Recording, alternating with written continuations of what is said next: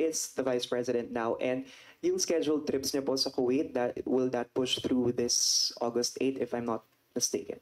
Let me verify that information. We'll get back to you on that one. Thank you po. But is she in the Philippines now? I will get back to you on that. Okay, thank you. Does she have any official engagement outside?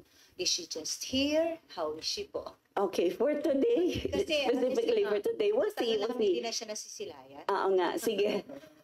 Since you're her spokesperson, so pumustay namin saan po si VP ngayon, ma'am. Tapos Okay. kumusta po siya. Sige, we'll get back to you on that before we end this conference. JC, paalam na lang, please. Is she Okay. just here? Who knows? She can just be right in the office. Oo nga, a few steps away.